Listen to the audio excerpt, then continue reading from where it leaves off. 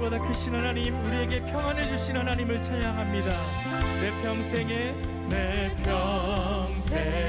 가는 길 순탄하여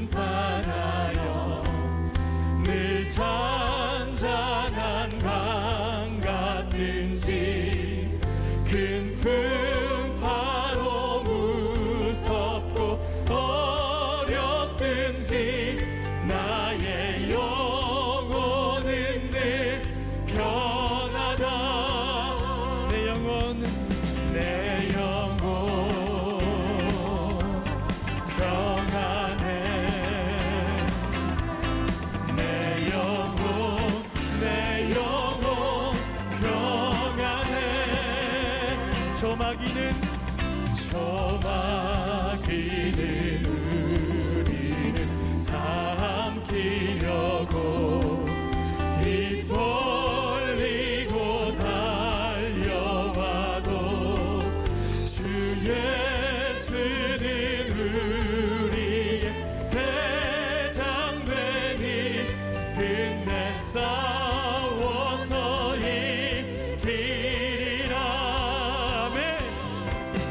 내 영혼 평안해. 내 영혼 평안해. 내 지은 죄 주홍빛 같더라도 주 예수께 다 아뢰면 그 십자가 피로써 다시 쓰사 있는 보다 더 정하리라. 저 공중에 구름이 일어나며 큰 나팔이 울릴 때에 주 오셔서 세상을 심판해도 나의 영혼은 겁없으리. 할렐루야. 내 영혼 평안해. 내 영혼 평안해. 내 영혼 평안해.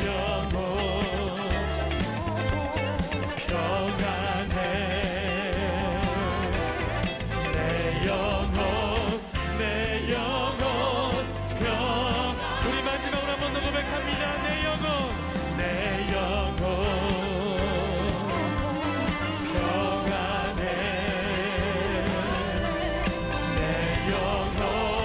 내 영혼 평안해. 할렐루야. 우리에게 늘 평안함을 주시는 하나님께 감사 영광 박수 올리겠습니다. 할렐루야.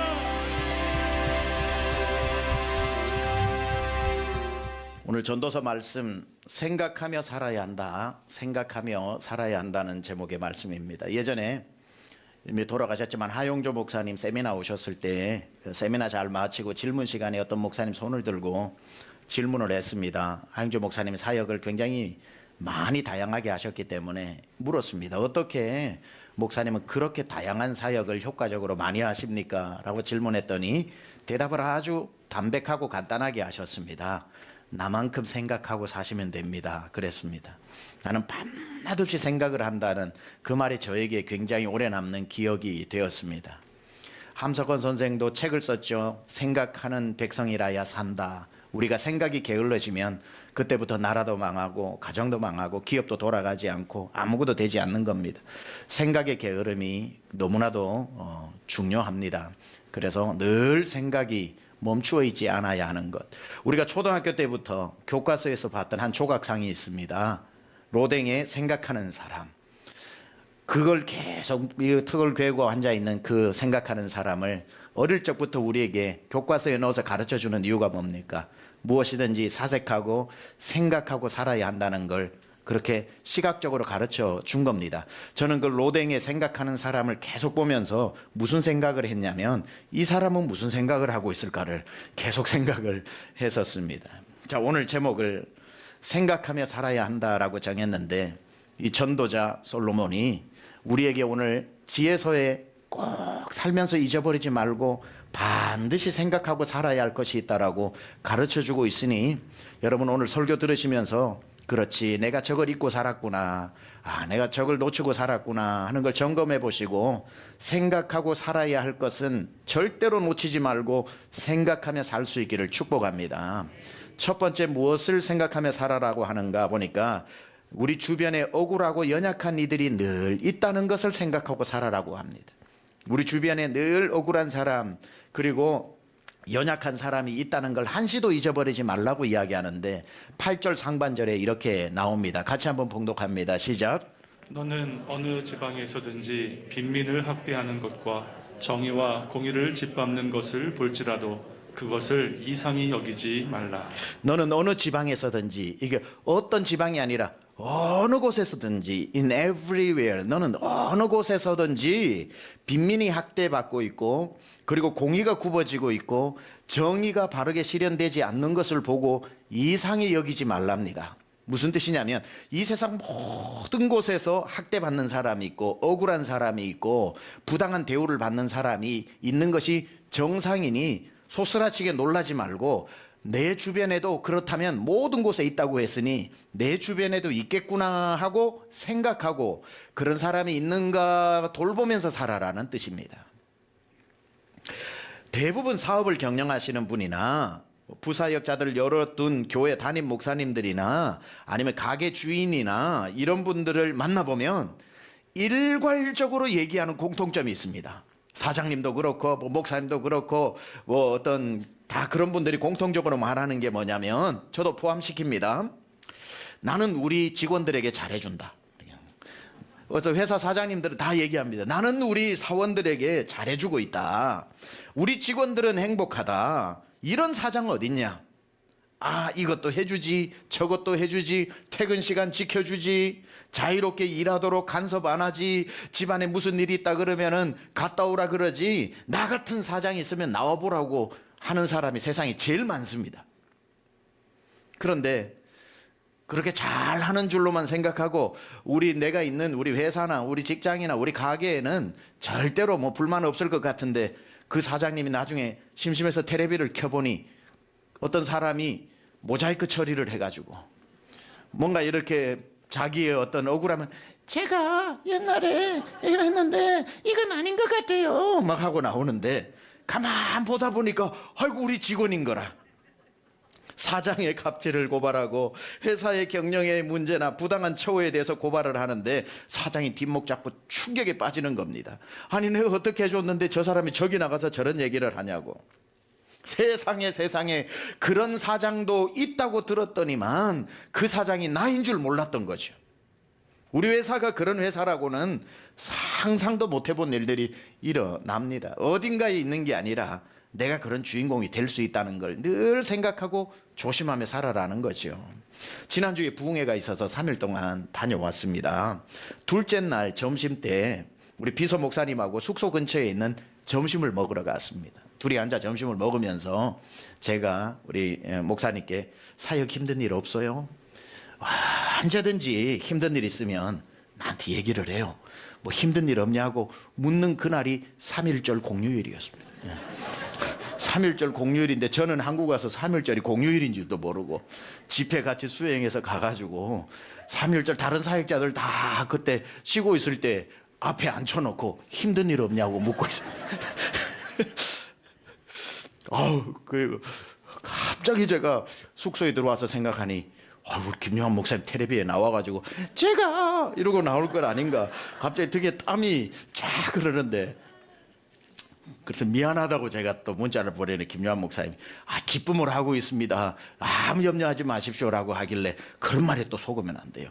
잘해줘야 됩니다. 잘해줘야 오늘 성경은 이렇게 이야기합니다. 너는 어느 지방에서든지 빈민을 학대하는 것과 정의와 공의를 짓밟는 것을 볼지라도 그것에 이상히 여겨서 놀라지 말라는 겁니다. 여기서 어느 certain place, 어느 특정한 지역에서 그런 일이 일어난다는 게 아니라 in everywhere, it happens in everywhere. 이건 세상의 모든 것, 내가 있는 곳, 내가 다니는 직장, 내가 경영하는 곳, 내가 몸담고 있는 곳, 그곳에서 이런 일이 일어날 수도 있으니까 일어났다고 놀라지 말고 언제든지 그런 일 나도 해당된다고 생각하고 늘 내 주변에 내가 돌봐줘야 될 사람, 정말 학대받는 사람, 아니면 억울해서 마음에 원한이 있는 사람들을 내 주변에는 없겠지 생각하지 말고 있다고 생각하고 돌보고 기억하는 사람이 되라는 겁니다. 다른 데서 그런 일이 일어날지는 몰라도 내가 있는 데서는 안 그래. 우리 집에 애들은 괜찮아. 아이고 애들 호강했지. 내가 클 때 비하면 그 아이가 울고 있을 수도 있고, 아유 우리 집 사람은 남편 잘 만났지 하는데 그 아내는 교회 가서 계속 울면서 기도할 수도 있고 반대일 수도 있고, 나는 우리 직장에 직원들 잘해준다 하는데 직원들은 날마다 회사 가는 게 지옥일 수도 있고, 어느 회사의 이야기, 어느 집안의 이야기가 아니라 나의 이야기일 수도 있다라는 것을 생각하고 늘 기억하면서 살아라고 오늘 본문에서 이야기하는 겁니다. 혹시 내 아래에 있는 사람이, 내 회사 직원이 내 주변에 나보다 약한 사람이 없는지, 나의 부주의로 말미암아 부당하게 학대를 받고 비정의 비공정을 강압받으면서 살아가고 있는 것은 없는지 늘 유념하고 살아야 한다는 겁니다. 나는 괜찮아, 나는 잘하고 있어, 우리 회사 아무 문제 없어, 우리 회사 사원들은 행복해, 우리 가게 직원들 같은 사람이 있으면 나와보라 그래, 우리 교실에 학생들 같이 행복한 학생들이 있으면 나와보라 그래라고 할 때가 가장 위험할 때라는 겁니다.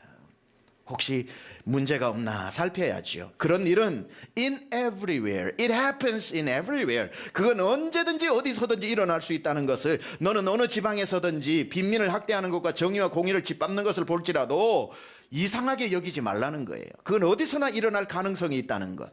내 회사에서도, 내 부서에서도, 내가 경영하는 가게에서도 일어날 수 있다. 그래서 여러분 이런 말이 있습니다. 안전하다고 할 때가 가장 위험하고 안심할 때가 가장 방심할 때다. 제가 만들었습니다. 제가 만들었는데 너무 괜찮아서 두 번 말하기로 제가 작정하고 말합니다. 안전하다고 할 때가 가장 위험하고 안심할 때가 가장 방심할 때다. 괜찮아라고 할 때 방심이 오고 거기에서 문제가 생깁니다. 나는 잘해주고 있다고 생각할 때가 가장 잘 못해주고 있을 때가 그때인지도 모릅니다. 나는 좋은 남편이야 할 때가 가장 안 좋은 남편이고, 나는 우리 남편 나 만나서 호강했지 할 때 가장 내가 방심할 때일 수가 있고, 나는 부모로서 책임을 잘하고 있다고 할 때 아이들이 가장 힘들어할 수도 있는 거고, 나는 괜찮은 사장이라고 할 때 직원이 가장 힘들어할 수도 있기 때문에, 여러분 그래서 이건 모든 곳에서 일어난다라고 하는 걸 다시 새겨 들어야 하는데, 이 말은 돕고 챙겨야 할 사람은 멀리 지구 반대편에만 있는 게 아니라는 거죠. 내가 있는 그곳에 눈물을 흘리는 사람, 마음의 원한을 풀어줘야 되는 신원해야 할 사람들 아주 가까이 있습니다. 챙겨야 할 사람은 멀리 하나님이 두신 게 아니라 여러분만이 챙길 수 있는 사람은 여러분 가까이 두셨다는 것을 기억하고, 혹시 내가 일주일 살아가는 내 발길이 닿는 곳에 혹시 나 때문에 힘들어하는 사람 없을까라는 것을 늘 생각하고 살아야 합니다. 하나님은 저마다 여러분 곁에 도와야 할 사람 몇 명은 항상 붙여주셨다는 걸 기억해야 합니다.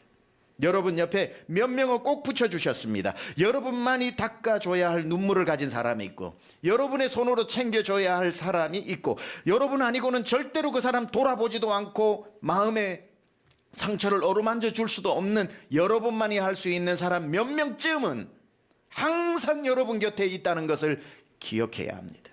이게 바로 오늘 전도자가 우리에게 늘 생각하고 살아라고 하는 첫 번째입니다. 우리 주변에 항상 연약한 사람이 있는지를 생각하며 살아라는 거죠. 두 번째는 무엇을 기억하고 살고 생각하고 살아야 하는가? 내 위에 하나님이 계심을 늘 생각하며 살아라고 이야기합니다. 내 위에 누가 계신다고요? 하나님이 계시다는 것. 8절 후반절 한번 같이 읽어보겠습니다. 시작. 높은 자는 더 높은 자가 감찰하고 또 그들보다 더 높은 자들도 있음이니라. 여기에 보면 높은 자라는 단어가 3번 나오는데요. 높은 자, 그러니까 누군가로부터 높은 지위에 있는 사람은 그 위에 더 높은 자가 있다는 걸 기억하고, 그 위에 높이 있는 사람이 비록 솔로몬이 자기는 왕이라고 할지라도 세계에서 가장 높은 자리에 앉아도 그 사람조차도 그 위에 더 높으신 이가 있다는 걸 기억하라는 것. 높은 자, 더 높은 자, 최고 높은 자가 있다는 것을 기억하면서 살아라는 겁니다. 여러분이 아무리 어떻게 살아도 이 뭐 위에 밑에라는 표현이 좀 그렇기는 합니다만은 여러분은 누군가 위에 있는 사람입니다. 부모면은 자녀 위에 있는 거고요. 여러분이 연세를 드셨으면 젊은 사람보다 위에 있는 거고요. 그러니 우리는 어찌되었던 누군가에게 있어서는 높은 자입니다.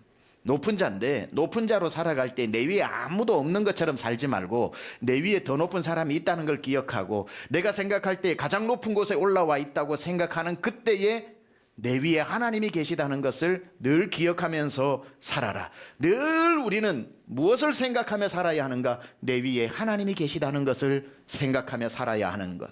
세상에서 내가 아무리 높아도 높은 그보다 더 높은 곳에 누군가가 있다는 것을 늘 생각하는 사람은 겸손할 수밖에 없죠. 겸손할 수밖에 없습니다. 8절을 다시 보면 높은 자는 더 높은 자가 감찰하고, 여기에 보니까 높은 자가 3개가 나오는데 이 높은 자라고 할 때에 솔로몬 입장에서 봤을 때 자기 밑에 있는 높은 자죠. 높은 자는 더 높은 자, 높은 자보다 최고 높은 자니까.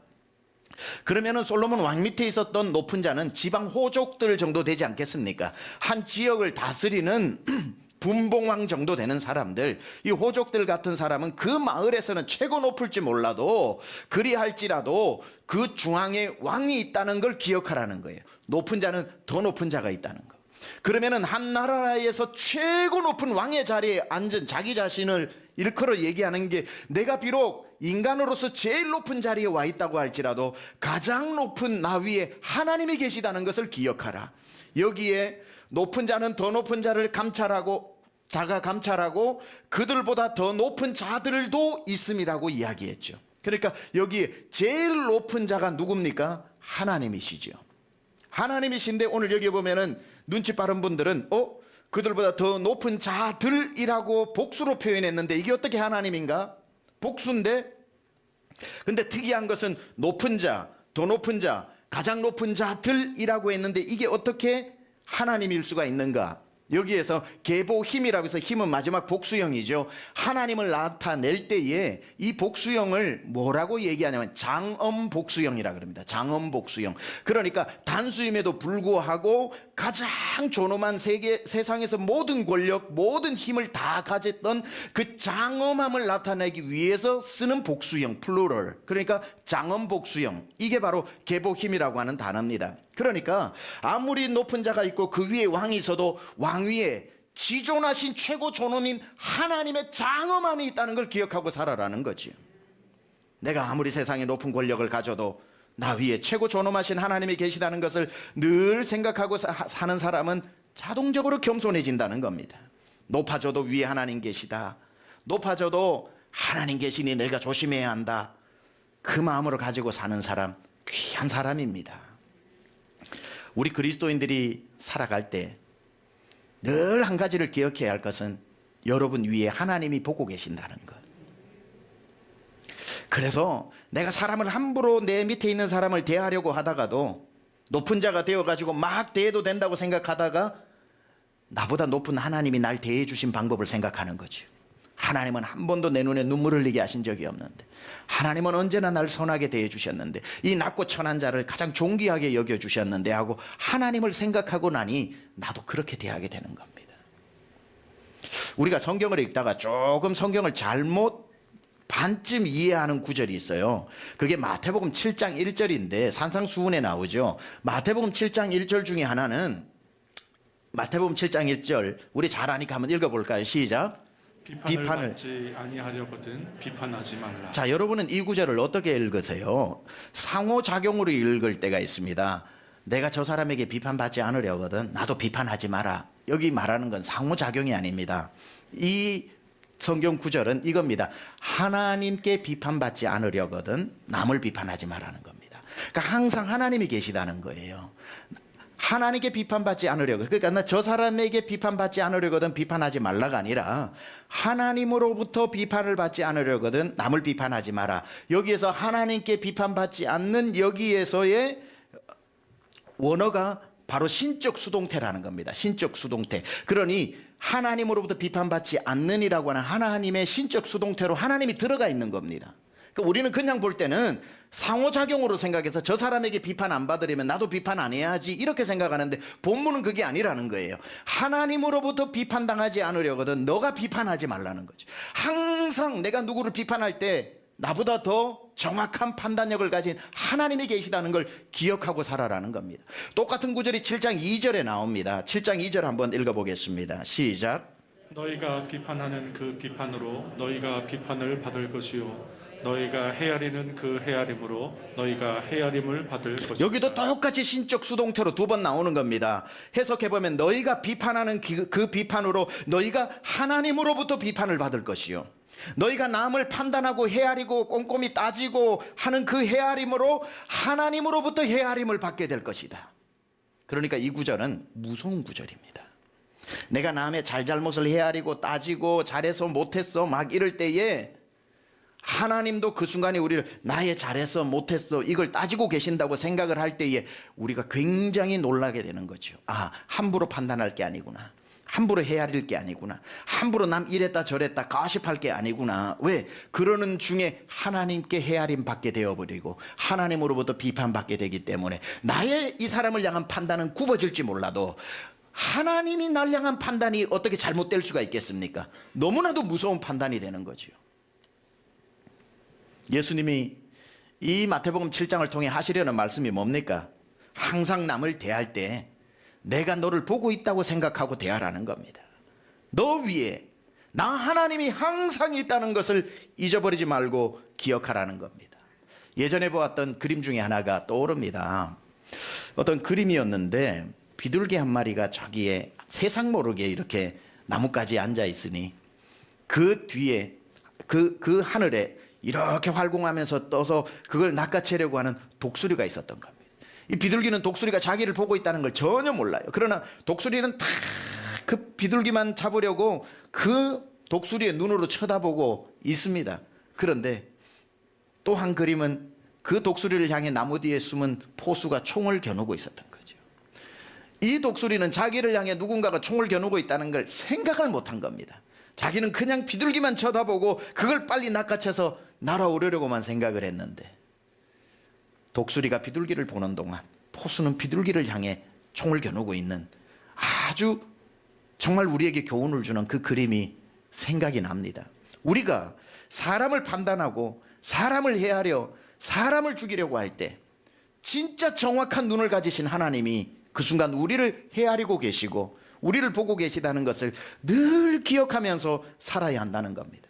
이것을 아브라함 카이퍼는 코람데오라고 그랬죠. 하나님 앞에서 사는 것, 하나님의 눈앞에서 살아가는 것. 유대인들은 그래서 언제나 머리 위에 키파라는 것을, 일부 때는 키바라고 그랬는데 키파라는 것을 써서 영어로 캡이 여기서 나왔습니다. 모자를 쓰죠. 이렇게 손만한 거, 테두리 없는 모자. 그들이 왜 유대인들이 키파를 쓰는가? 이유는 한 가지입니다. 내 위에 하나님이 계시다는 걸 늘 기억하기 위해서 만들어 놓은 장치입니다. 내가 좀 잘나서 부자가 되고 내가 권력을 가지고 하더라도 야 좋다고 펄쩍 뛰다가 갑자기 키파가 흔들리는 걸 보고 아, 하나님 계시지, 내 위에 하나님 계시지, 그걸 기억하기 위한 장치입니다.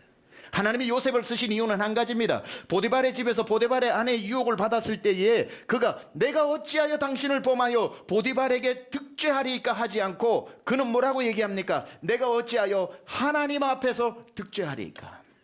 늘 하나님을 생각하면서 살아가니 교만할 것도 없고 죄를 짓지도 않게 되더라는 겁니다. 사랑하는 여러분, 우리 위에 하나님이 늘 보고 계시다는 것을 늘 생각하면서 사시길 바랍니다. CCTV가 무서운 게 아니라 하나님의 눈이 훨씬 무서운 겁니다. CCTV가 어디에 장치되어 있고 화소가 얼마냐가 중요한 게 아니라 그보다 수십 수천만 배 더 화질이 좋은 하나님의 눈이 우리를 24시간 보고 계시다는 것을 잊어버려서는 안 되는 겁니다. 여러분이 직장 생활을 할 때, 회사를 경영할 때, 목사는 목회를 할 때, 부부 생활을 할 때, 남의 집에 가서 아르바이트로 그냥 일을 할 때, 아무리 큰 일, 작은 일이라고 하더라도 사장의 눈을 의식하고 CCTV 어디지를 살펴가지고 그 동선을 피해 다닐 게 아니라 항상 하나님의 전능하신 눈이 나를 보고 있다는 것을 기억해야죠. CCTV를 피할 게 아니라 하나님의 눈을 의식하고 살아야 한다는 겁니다. 더 겸손해지고 더 정직해지고 더 사람에게 함부로 대하지 않고 친절하게 대할 수밖에 없는 사람은 어떤 사람인가? 내 위에 하나님이 보고 계시고 하나님이 감찰하고 계시다는 것을 잊어버리지 않는 사람. 그러니까 이건 어떤 면에 있어서 불편한 겁니다. 하나님이 늘 나를 보고 계신다는 게 얼마나 사실 불편합니까? 그래서 많은 성도들이 예배 드리고 나가면서 하나님한테 얘기합니다. 하나님 여기 가만 계세요. 제가 일주일 동안 열심히 살아서 돈 벌어서 다음 주 1초도 안 넣고 예배 때 면회 올 테니까 여기 가만 계세요. 따라오시면 안 됩니다. 필요하실 때 부를게요. 여기 가만 계세요 하고 나갈 때 주님이 동행한다는 걸 좋아하는 사람도 있지만 굉장히 부담스러워하는 사람도 있습니다. 그리고는 나아가서 하나님 없이 회사 경영하고 하나님 없이 회사 다니고 하나님 없이 장사하고 하나님 없이 손님 받고 하나님 없이 편한 대로 마음껏 살다가 다음 주일날 곱게 차려입고 주님 면회 오는 사람이 많아요. 하나님 눈 없는 하나님의 눈이 닿지 않는 세상에서 살다가. 근데 이걸 알아야 됩니다. 여러분은 주님과 동행하지 않았는지 몰라도 주님은 일주일 내내 여러분 곁에 계셨습니다. 여러분은 동행을 억지로 부인했는지는 몰라도 주님은 한 번도 여러분의 일주일의 삶의 곁에 없었던 적이 없습니다. 높은 자는 더 높은 자가 감찰하고 있다는 것을 늘 기억하고, 심지어 왕의 권력을 가져도 솔로몬은 내 위에 하나님 계시다는 걸 잊어버리지 않았던 것처럼 그 마음을 늘 생각하면서 살아야 하는 겁니다. 이게 높은 자의 입장에서 오늘 8절을 해석한 거라면, 우리는 누군가에게는 높은 자지만 또 한면으로는 누군가에게는 낮은 자의 삶 아닙니까? 내 밑에 누군가도 있지만 내 위에 또 누군가가 있어서 억울한 일이 있고 정말 내가 부당한 대우를 받고, 이 8절이 높은 자에게는 겸손을 준다면, 낮은 자가 이 구절을 읽는다면 소망을 주는 구절입니다. 내 힘으로 내 위에 있는 사람 이길 수 없고, 내 힘으로 내 이 억울함을 이 사람에게 얘기 안 들 더 부당한 대우만 와서 내 마음에 멍자국이 나고 눈물이 나고 가슴이 답답하나 이 사람 이길 수가 없어 소망이 없을 때, 오늘 이 본문의 말을 읽으면 이런 말씀으로 다가오죠. 걱정하지 마라. 그 사람 위에 내가 있다. 주님 말씀하시는 거죠. 그 사람 위에 내가 있다. 내가 다 그의 악행을 보고 있다. 내가 선악간에 반드시 심판할 테니 너는 원수 갚는 것이 내 손에 있다는 걸 기억해라 라고 할 때 이 구절은 낮은 자의 입장에서는 한없는 소망이 되는 거지. 여러분 지금 억울한 분들 있잖아요. 억울하게 여러분이 지금 부당한 대우를 받는 분들도 있잖아요. 억울하게 판결이 잘못 나서 피눈물 흘리면서 있는 가족들도 있잖아요. 우리의 힘으로 됩니까? 우리의 힘으로 무엇을 할 수 있습니까? 그때 생각하는 거죠. 잘못된 거라면 그 사람 위에서 하나님이 다 보고 계셨다. 하나님이 다 선악간에 판단하실 것이다. 그래서 베드로전서 2장 19절에 이렇게 말씀합니다. 부당하게 고난을 받아도 하나님을 생각함으로 슬픔을 참으면 이는 아름답다고 했습니다. 고난이 왔을 때, 억울한 일을 당했을 때, 내가 누군가의 낮은 자가 되어 부당한 처우를 받을 때에 하나님을 생각하라는 거예요. 부당하게 고난을 받아도 하나님을 생각함으로 슬픔을 참고 소망을 하나님께 두고, 하나님 다 보고 계셨죠? 하나님 이거 어떻게 되는지 하나님은 다 아시죠? 라고 하나님을 생각함으로 슬픔을 참고 있으면 그 사람을 보고 계신, 더 높이 계신 하나님이 다 거기에 따라 선악간에 심판하신다는 것 우리는 기억하고, 낮은 자의 입장은 하나님이 계시다는 것을 기억하고 사시고, 누군가의 높은 자리에 있다면 하나님이 보고 계신다는 것을 생각하면서 겸손하게 살아야 하는 것입니다. 세 번째, 오늘 본문에서 우리가 생각하고 살아야 할 또 한 가지를 뭐라고 말씀하시는가? 우리는 다른 사람의 도움 때문에 내가 살아가고 있다는 것을 항상 생각하고 살아야 한다. 내가 혼자 있는 게 아니라, 내가 혼자 잘 된 게 아니라 늘 생각해야 될 것은 내가 다른 사람들의 희생과 도움 때문에 내가 오늘 이 자리에 있다는 걸 잊지 말아라는 겁니다. 그게 9절이에요. 9절 같이 한번 읽어볼까요? 시작. 땅의 소산물은 모든 사람을 위하여 있나니 왕도 밭의 소산을 받느니라. 자, 왕인 자기 자신의 이야기를 얘기하는 겁니다. 왕이 세상의 모든 걸 다 가지고 있는 사람 아닙니까? 왕이라고 밥상만 펴놓으면 하늘에서 음식이 뚝 떨어지는 게 아니죠. 왕이니까 당연히 뭐 상다리가 부러질 정도로 그냥 음식이 올라오는 게 아니죠. 왕이라고 궁궐에 있는 모든 것이 눈 떠보니 다 생긴 게 아니죠. 왕의 밥상에 올라오는 그 밥 한 끼도 오늘 왕이 뭐라 그럽니까? 왕도 밭의 소산을 받아 먹는다고 그랬습니다. 왕도, 왕의 밥상에 올라온 그 밥도 농부의 수고로 말미암아 되어진 것이라는 겁니다. 그 밥상이 왕이니까 하늘에서 매일 떨어지는 게 아니라 왕 앞에 차려진 밥상이라고 할지라도 그 밥상은 농부들의 수고와 땀으로 오늘 이 밥상의 밥이 올라오게 된 것이라는 걸 늘 생각하라고 이야기하는 겁니다. 왕도 백성이 있어야 왕이라는 뜻입니다. 왕도 그냥 왕이 아니라 백성들의 수고와 땀과 눈물 때문에 왕이 된 거죠. 땅의 소산물은 모든 사람을 위해 있으니 왕도 밭에 소산 한 그릇 먹는 사람에 지나지 않다는 걸 기억하고 당연히 왕이니까 이거 먹어야지 생각하지 말고 차려진 밥상에 농부의 수고를 잊어버리지 말라는 겁니다. 백성 없는 왕이 어디 있습니까? 수고하지 않고 먹는 밥은 또 어디 있습니까? 나는 수고하지 않았는데 밥상에 올라왔는데요. 왜 그럴까요? 내가 해야 될 수고를 남이 해줘서 그런 겁니다. 그러니 남의 수고를 기억하는 게 필요한 거죠. 세상에 아무도 수고하지 않았는데 내가 누리는 일 없어요.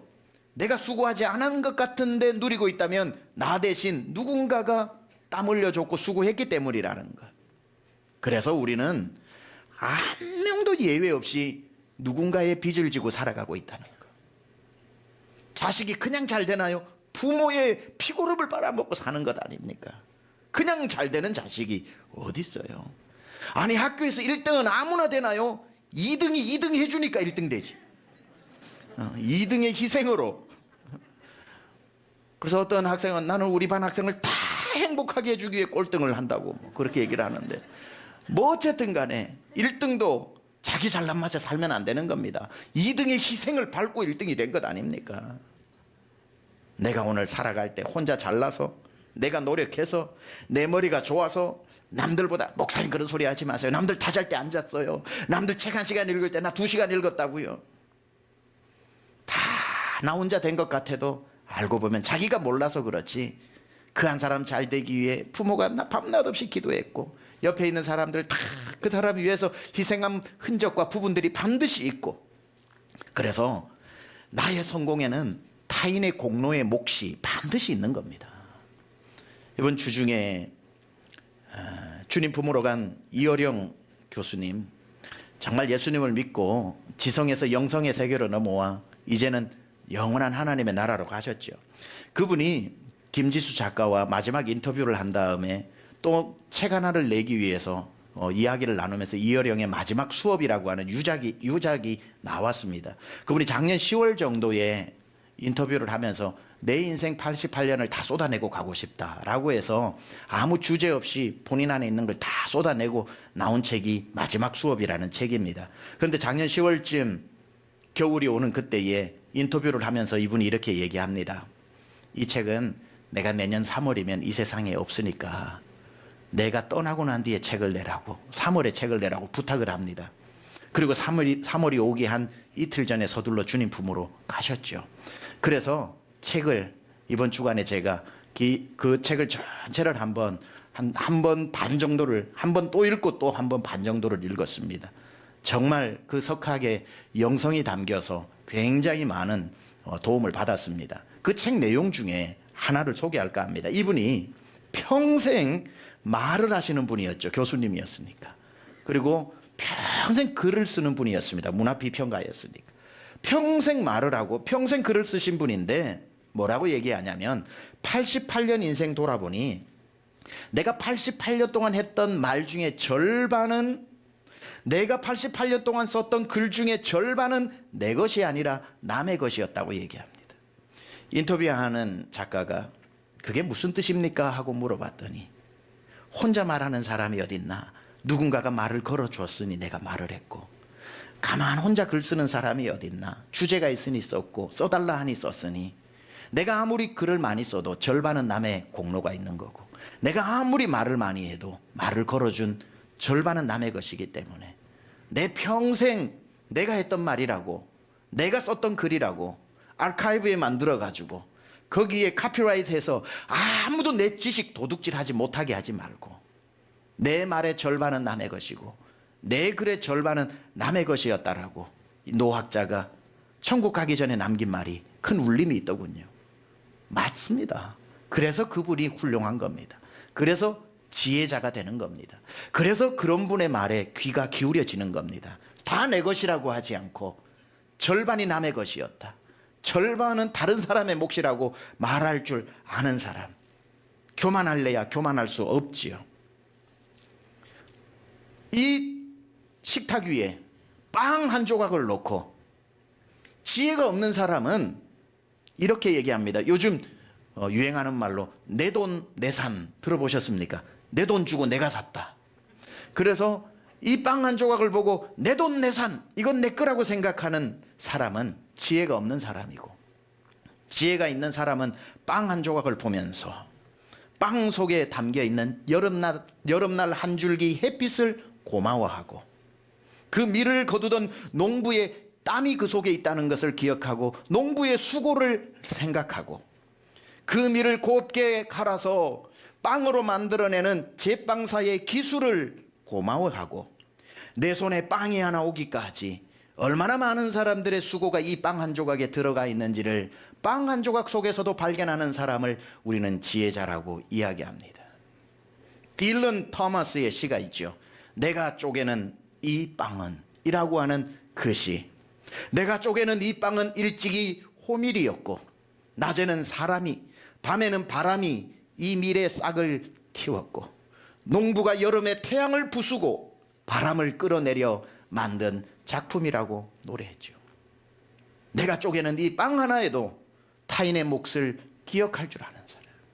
왕이 진수성찬을 차려 밥을 먹으려 하다가 당연히 내가 먹을 밥이라고 생각하지 않고 이 밥 한 공기를 위해 밭에서 수고한 농부의 이야기를 오늘 이 지혜자가 하고 있는 겁니다.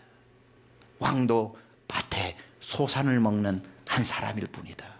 진짜 지혜자는 당연히 내 손에 있는 게 내 노력으로 다 가진 것이라고 생각하지 않고, 내 손에 있는 이곳에 이것이 내 손에 오기까지 누군가의 손에 있는 것이 내 손으로 오게 된 것이니 다시 되돌려 주어야 할 몫이 있다는 것을 기억하고, 내가 누리는 모든 특권이 당연히 내 피땀 흘려 수고한 나의 열매라고 생각하지 않고, 다른 사람이 충분히 누릴 수 있는 것이 희생되어져서 과분하게 내가 누리고 있다는 것을 생각하면서, 왕이 놀랐을 겁니다.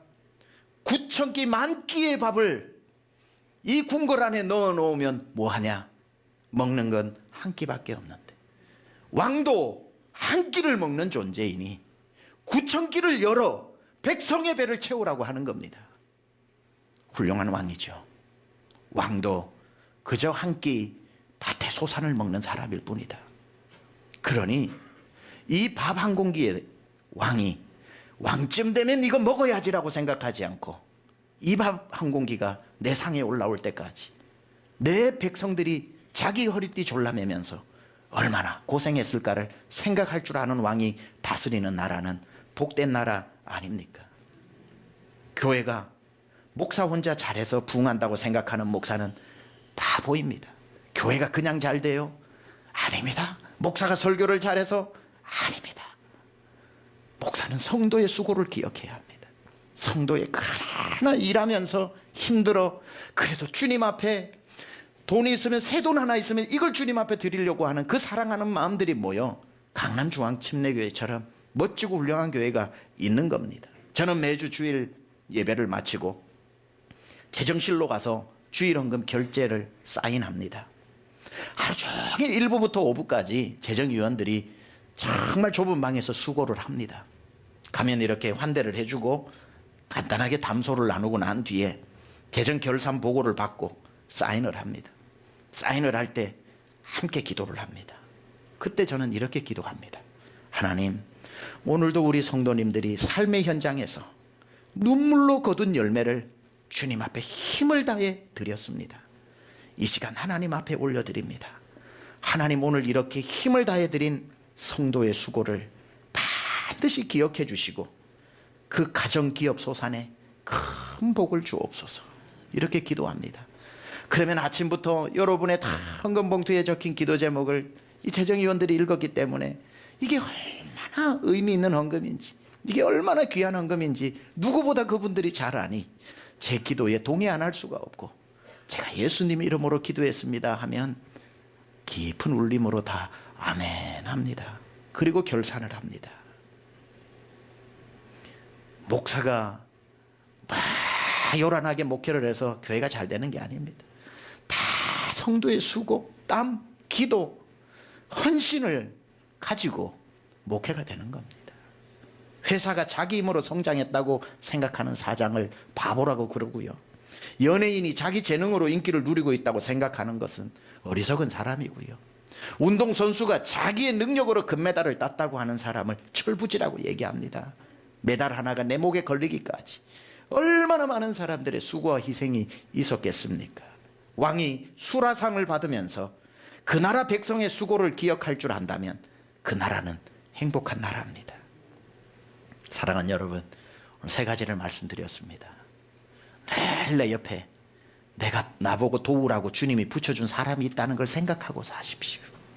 그리고 하나님이 여러분 높여주시든지 잠시 멈추어 낮게 하시든지 상관없이 하나님 다 보고 계시다는 것을 생각하면서 사십시오. 그리고 오늘 이날이 때까지 여러분이 올 때에 나 혼자 온 게 아니라 수많은 사람들의 희생이 있었다는 것을 잊지 않고 늘 생각하시기 바랍니다. 이 말씀으로 끝을 내겠습니다. 설령이 세 가지, 기억력이 희미해지면서 다 잊고 산다고 할지라도 그럼에도 절대로 잊지 말아야 할 한 가지를 결론으로 말씀드립니다. 하나님의 은혜. 나의 나 된 것은 오로지 주의 은혜라. 나의 공로로 된 것이 전혀 없도다. 다 기억 속에, 여러분의 희미해지는, 나이와 함께 희미해지는 기억 속에 앞에 세 가지도 다 잊혀진다고 할지라도 내 평생 살아온 길, 주님의 은혜 때문에 이 자리에 있는 것이고, 주님의 하나님이 자기 아들을 주고 나를 값주고 산 보혈로 내가 있는 거고, 어려서는 내 육체 엄마 젖을 먹고 자랐다면 커서는 내 영혼 보혈의 피를 마시고 자랐다는 거 잊어버리지 말고, 오늘도 그 큰 죄에서 날 구원해 주신 하나님의 은혜만큼은 평생 잊어버리지 않고 살아가는 여러분 되시기를 주님의 이름으로 축원합니다. 이제는 우리 주 예수 그리스도의 은혜와 그 아들 보내신 하나님 아버지의 놀라우신 사랑하심과 오늘도 우리와 동행하시며 내주하시고 힘이 되시고 우리의 인생의 길을 인도하시는 성령님의 교통하심의 역사하심이 오늘 주 앞에 나와 다시 한번 잊어가는 것들을 기억하여 평생 잊지 말아야 할 것을 기억하고 살기로 결단하고 다짐한 사랑하는 성도들 머리머리 위에와 그 기업과 소산과 자녀 위에, 그리고 하나님 이 나라 이 민족 위에, 그리고 전쟁이 있는 그 땅 위에, 하나님 화재로 고통하고 있는 그곳에, 그리고 선교지 위에 지금부터 영원토록 함께 하옵시기를 간절히 축원하옵나이다. 아멘.